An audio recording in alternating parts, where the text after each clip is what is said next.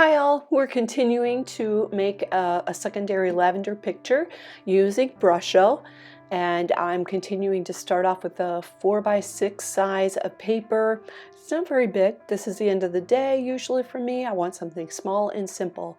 This time I am wetting my paper. When you followed the other video for the lavender field with Brusho, I did not paint my picture with water before I put the Brusho on. This time I'm trying a different technique. Don't be afraid to try things, have fun, and see how it turns out.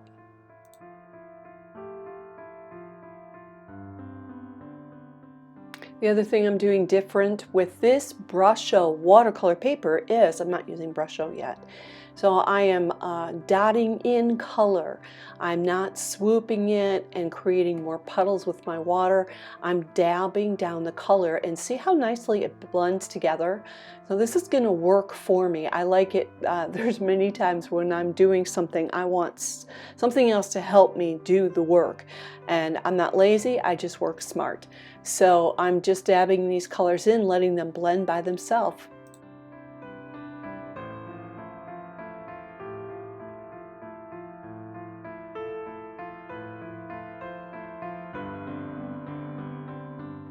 After adding in some of the darker purple, I'm going to go towards some of the lighter violet colors. Whenever that flower is going to be hitting the sun, there's going to be a brighter color to it. So remember when you're working with watercolors that as it dries, it softens up and it's lighter than what you see it like it is right now. So pretty soon here, I'm going to be wetting my paper down again, and I'm going to start adding in the Brusho. And Brusho, I am continuing to use folded pieces of paper in order for me to try and get this on there. And I really like this process. I don't know a different way. I'm going to try some different creative ideas on how to apply this stuff. I only need a little bit. I do like using a lighter hand when using Brusho because it can overwhelm the picture.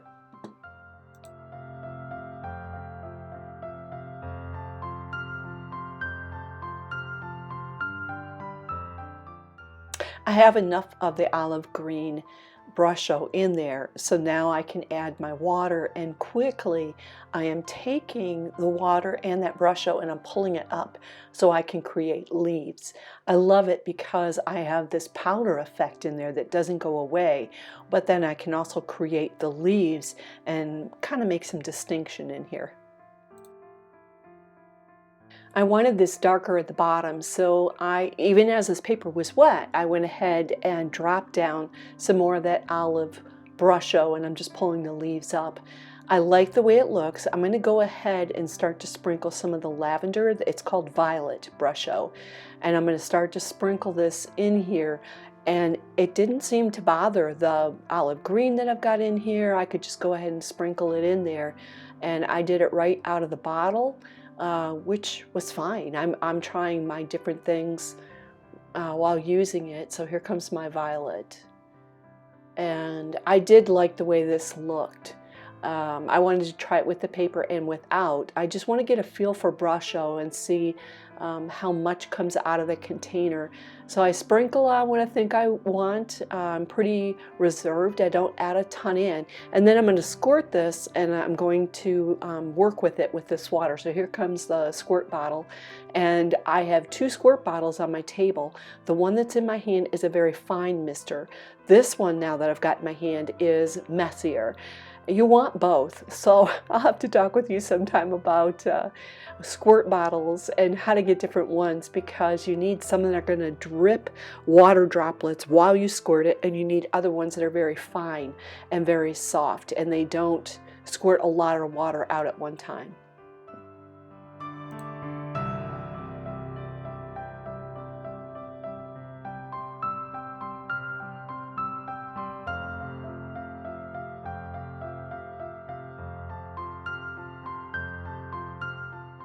My paper upside down. Right now my paper is upside down in this picture, and I am continuing to work with the Brusho, but I want to create this flow to it. I want to see more of the water like drip down.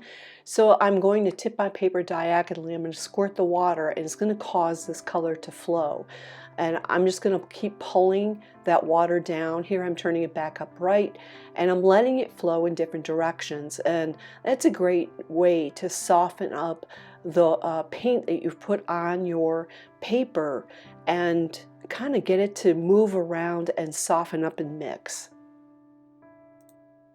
After letting this dry, this is what this looks like at this point. And I'm using another type of white micron type of pen. I use different ones because I'm trying to see if I like them. And this lavender field, I wanted it to feel a little different, so I'm trying to add in highlights, like where do I see the tips of the lavender and the sun hitting it, and that's going to have a white spot versus being very dark. And this is going to happen towards more the top of the flower, not way down in the field that's there on the bottom on the right. So I'm just going to work with this for a few minutes.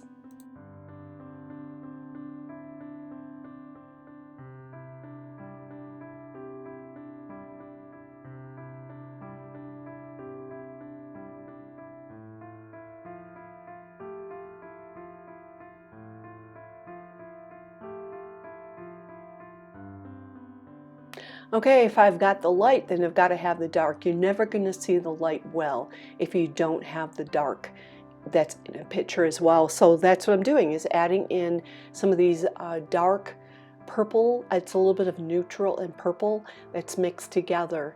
And where the light is, I am actually putting in some of the darkest tones underneath and in towards the inside of that flower, and it does make it look really striking. So remember to have your darks, remember your lights, and try different things. I'm always going to say that, try different things.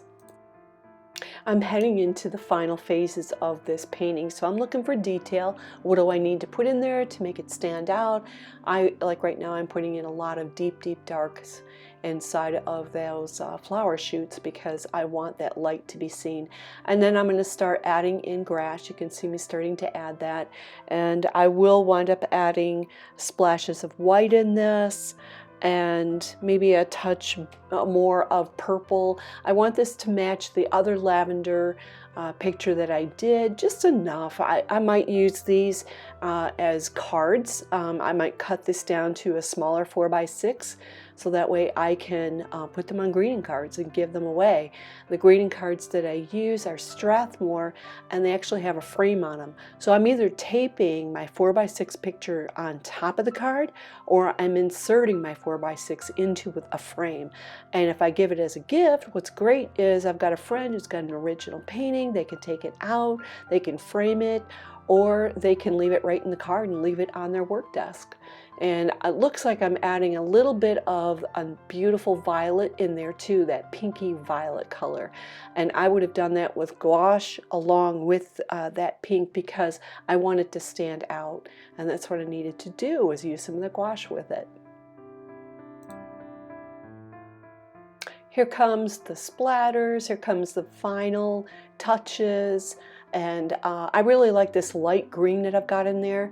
If I want that light green to really stand out, I've got to use a lot more paint and only a little water. So don't be afraid to try that towards the end. You want to be having more color in your brush, but not a ton of water. Anyway, guys, hit that subscribe button, hit the like button, give me your comments, give me your feedback. Tell me what you would like for us to make next. I really enjoy creating these lessons, and I need people like you as supporters on Patreon. My name on Patreon is Cindy Williams Moore Artist. I look forward to seeing you next time, and I would love to see your work shared on Facebook with me.